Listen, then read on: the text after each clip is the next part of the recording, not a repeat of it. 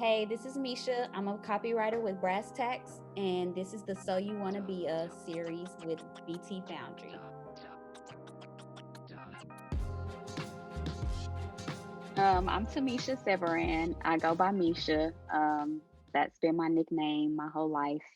Um, I am 34. I'm a graduate of the University of Memphis. Um, I'm a Tennessee native and a Georgia transplant to Dallas. I lived in Georgia for 7 years after graduating. Yeah, and I've pretty much been a stay-at-home mom for all of this time and just writing occasionally whenever I found time or whenever I found an opportunity or leisurely. Just that's pretty much been my lane for the past few years. And now I am a copywriter with Brass Tacks.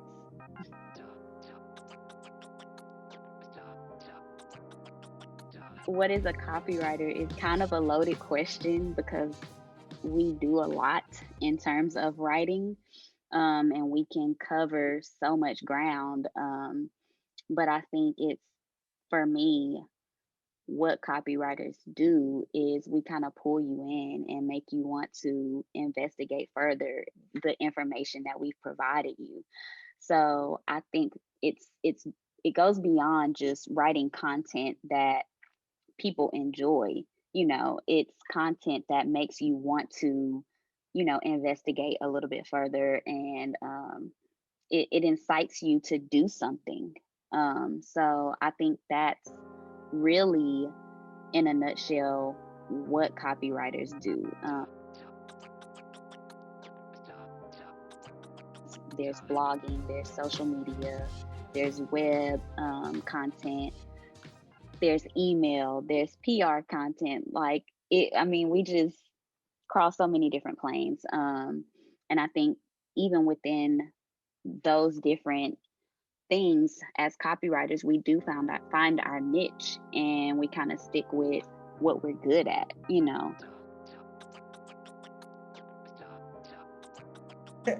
Can we say typical? Can we Right. really say typical? Because I feel like I manage chaos really, really well. But a typical day now for me, versus the beginning of the school year for my girls when COVID had everybody at home, is a lot smoother because they are back in school. I wake up, I get them ready for school, I get them out the door, I drop them off at school, and I come back home. And honestly, I have to decompress. And I try to make a habit, and that's something that I've been trying to be more intentional about in 2021, is meditating every day to kind of like start my day and like clear my head, because as a writer, I need my brain to be at, its maximum capacity to be able to, break different things down, shape content for this particular audience versus this one. So I do need my head kind of clear. And I think that meditating has been like a really, really good grounding exercise for me. So that's something that I've incorporated. I try to have some breakfast, try to drink some water, all of that kind of stuff. And then I kind of get to my tasks and see what's needed. And additionally, because I don't know everything about every client, I have to research. I do. I have to do a lot of research and look up different things. Even some of the simple things. We had a client last year, and um, I had to look up if you groom cats. I was like, that's just not something I know.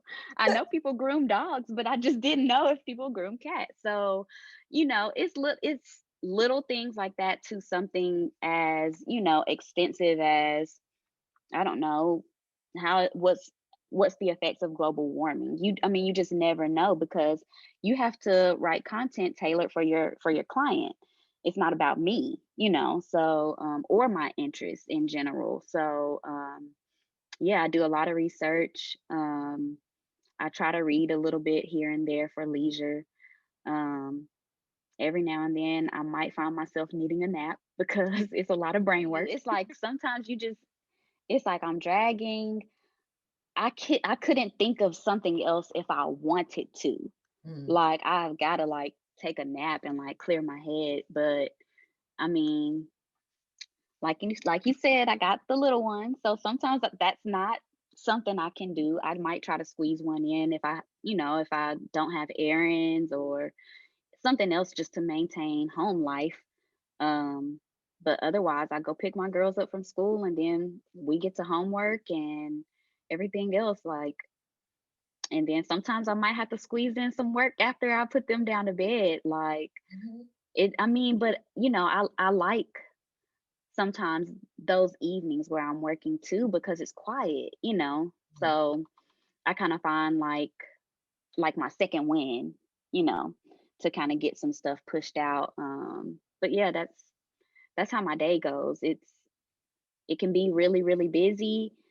Sometimes it's kind of slow depending on what's needed or what's not needed.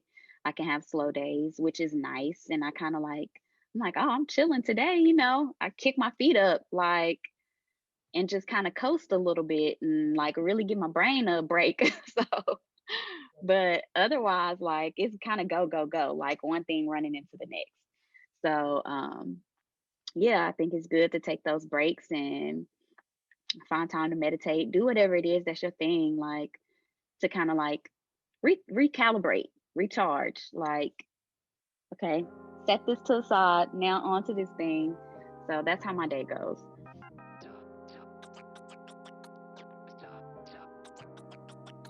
Yes and no. Yes and no.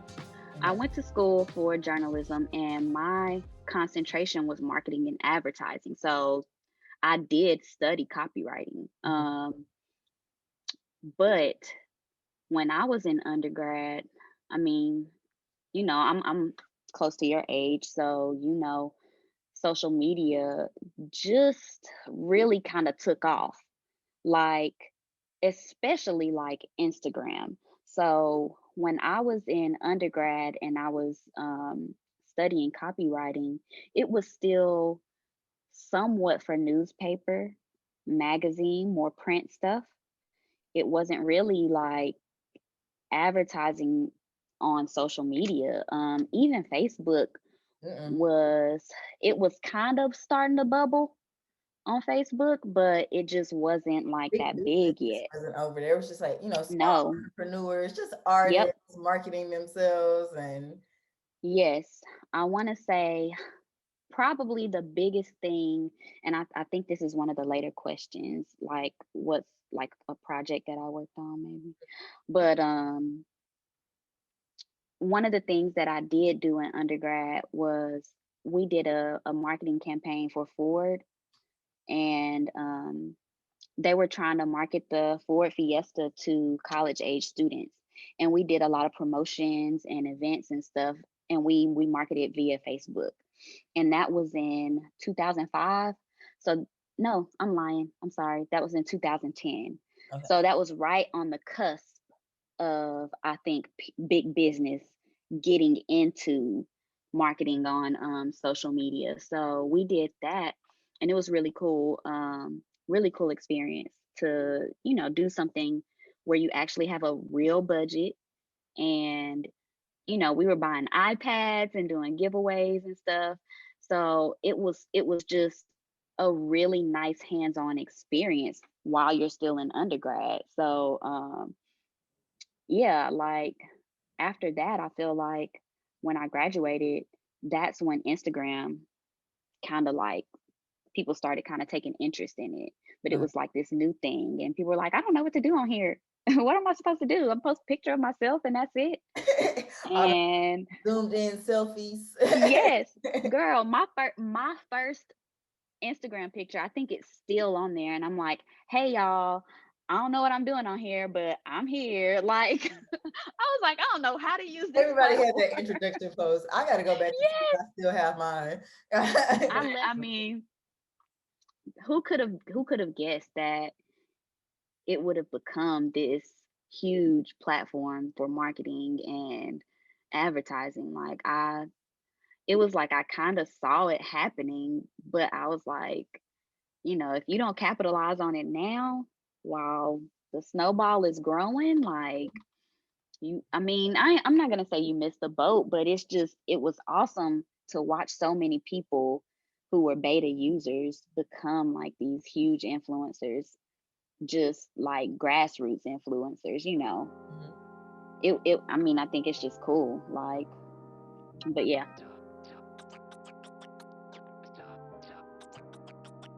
You know, I think it's because I didn't go right into a career after I had my children.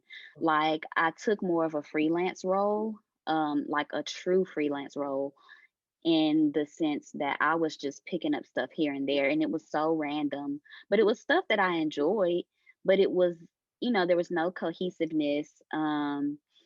There wasn't there was no rhyme or reason. It wasn't like I was doing it to make money or to like really build a career, because I had my first daughter right out of college. Mhm. So maybe I think like a year later after college, I had my first daughter. So I kind of just fell into my role of being a stay-at-home mom, which I really enjoy. Mhm. And my husband, he asked me what I saw myself doing. Um, and I was like, I really want to write. I was like, I still really love writing. I was like, but I want to do something that allows me to have the capacity to stay at home and like just be readily available to the girls, because I really love that too.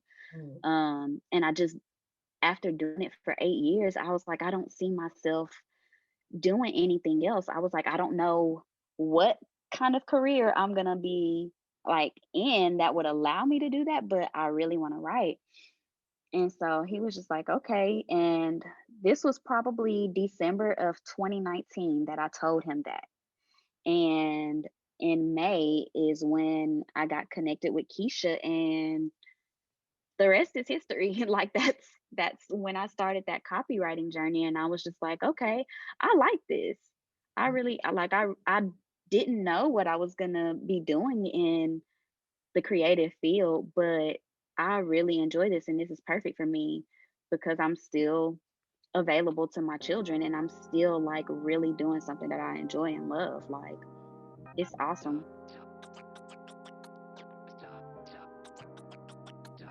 I do, and then I send. I do, and I hit send like all the time. And I will always, always, always ask for feedback. Like, whenever I send something, I'm like, let me know if I need to change this.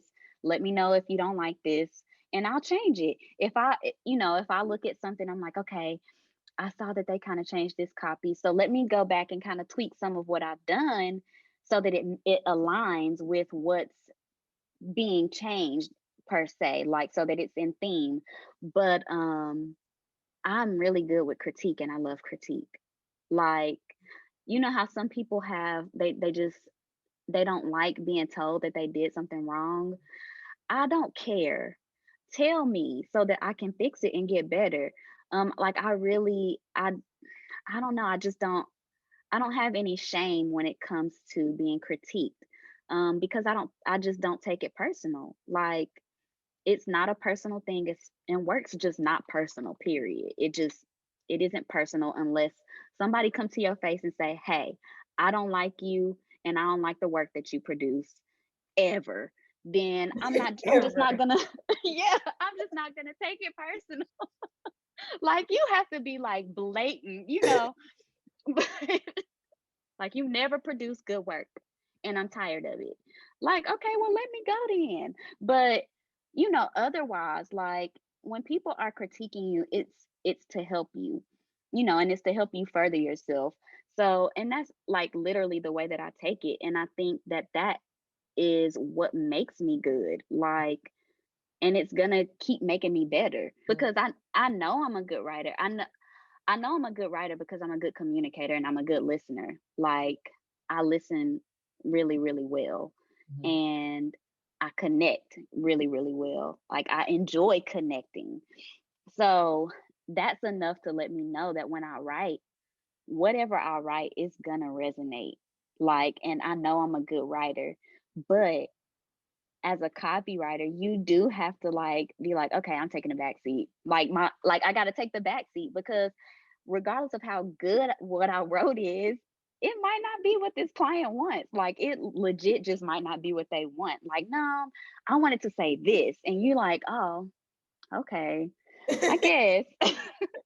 But I mean, you just gotta roll with it, you know. So I mean, you know, it's a humbling experience. I feel like one of my biggest mess ups was like maybe not speaking up for one of the posts that I sent you for I think BT Boundary.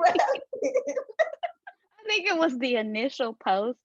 You know how like I think in my mind I was like, I'm not sure how much content this needs to be, but it was like a super long post.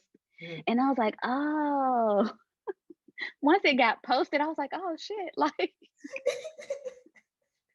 I was like, oh, this was a social post. In my mind, I don't know what I was writing for. But I feel like to me, and it's not that the copy was bad, the Mhm. post wasn't bad. Mhm. It was just a little more lengthy Okay. than what I thought it should have been for social. And once I saw it, I was like, oh, I'm I didn't think it wasn't bad. It just what was. You know what I mean? Like it was just like you look at it, you be like, that was lengthy. That was really, really long and unnecessary. It didn't have to have all them words. Like, but I think that I mean, it's a right learn. now I'm still yeah, I was just getting in my groove and finding my groove. I So now I think I have a little bit better. see, and I think that's what it is because you know a lot of times Mhm. you might say write something, and as a copywriter, you're just like I'm just gonna go write it. But then you get to think Mhm. like I needed this information, or maybe I should have Yep. asked this question. It was gonna make me look dumb. I'm a writer. That's what Mhm. I'm supposed to do. I'm supposed to Yeah, I gotta investigate. get to the yeah, I have to research. Like cuz I've even gotten to where I ask you more questions. I'm like, "Wait, am I doing this or Mhm. is it like this?" And then I'll be like, okay, and I'll process it a little bit, and then I'll be like, wait a minute, but that don't make sense either. Let me ask, somebody else this, and I am getting better about like speaking up, like, and I mean, because like you said, it's we're investigators, like we have to. There are certain things that we need to know to convey the message and y'all not thinking about it like it's like oh yeah well yeah I knew that but I didn't know I need to tell you in order for you to write it but I just you just didn't think about it like Like, I think it's just on us to ask more questions. Like, sometimes you just got to ask a whole bunch of questions.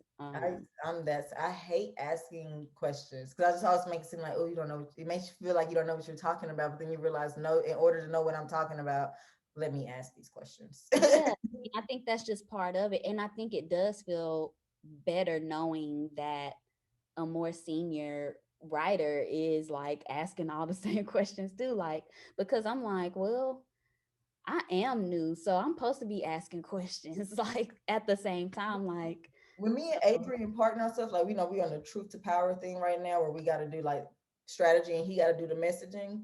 Me mm-hmm, and him work together. Like if I'm yeah, doing strategy, because I'm technically his brain and I'm his researcher to right. be able to direct the writing, and he's asking me all type of questions, and I am answering them because Uh-huh. like in order for you to produce the best written work, I have to let you know from every and even with AIDS United, all the strategy work I did, I talked to Adrian the most. Like kind of tuned out everybody else. And I was just like, I got to make sure my writer is right. And then everybody else will fall in, the designers will fall in line because they'll understand. And web Mm-hmm. design, everybody will fall in line after that. So yeah, definitely always ask those questions and link on to like whoever has the most information, that's who you Yeah, go to because that's gonna be the person that's giving you everything. it's. I mean, it's cool. Like, and I think that's my favorite part about our team. Like, I tell my husband all the time. I feel like I was like, I feel like, you know how you have those class projects Mhm. and it's just a group project. I was like, but I feel like everybody on my team wants to get an A. I said, so it's enjoyable. Like Mhm. we're all working towards the common goal of succeeding and client success and like just making our client happy and turning over great work. And I think that makes a huge difference. It makes a huge difference. We're not competing with each other, Nope. so I think that's just, it's a good work environment to be in. Like it just is.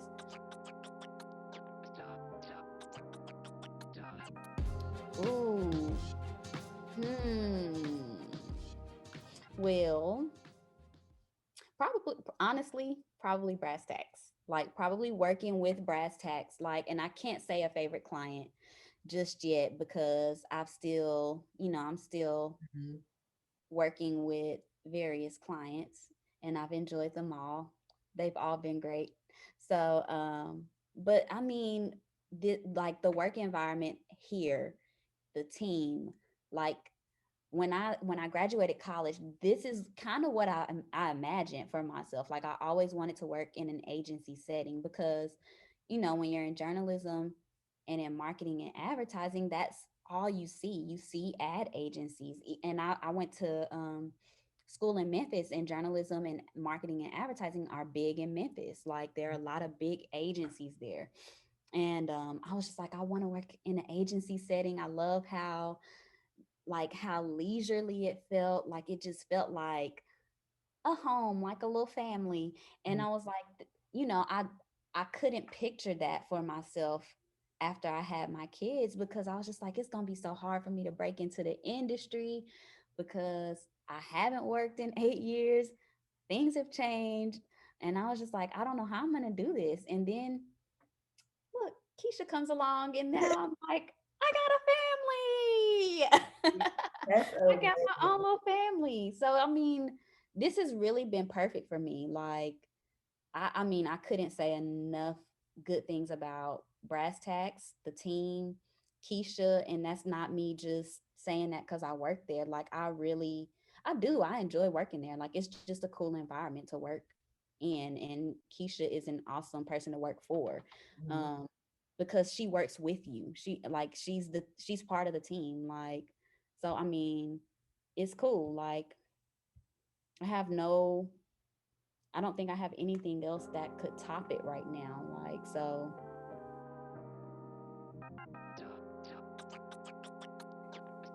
don't doubt yourself. Don't doubt your abilities. You're as confident as you feel. Um, if you feel like you have what it takes to do the work, then show up and show out. Like, I just feel like so often we second guess ourselves, and our talents are already there, and I think it's just waiting on us to come to the forefront and show like what we're capable of. So just put your best foot forward, put the effort in, do the work. Don't take things personal because a lot of times it's just not personal. um, and I think taking things personal oftentimes leads to defeat.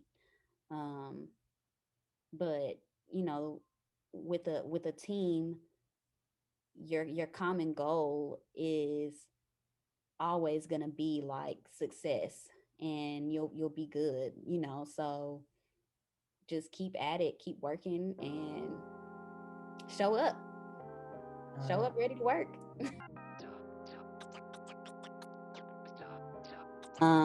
Misha V on Instagram, Misha V on Twitter, and Mesha Severan on right. LinkedIn. Thank you for tuning in to the latest episode of the So You Want to Be series. This time around, we got to speak with copywriter Mesha of Brass Task Collective. We want to thank her so much for coming on to share her career journey. If you haven't already, don't forget to subscribe to our channel. You can also follow us on Instagram, Facebook, and LinkedIn by searching for BT Foundry. Don't forget, we are currently accepting applications for our apprenticeship program. We have 6 different positions: account coordinator, project coordinator, graphic designer, copywriter, strategist, and UX UI designer. So don't forget, go check out those positions over at www.btfoundry.org. Thanks for tuning in, and we'll see you next week with copywriter Adrian Palmer.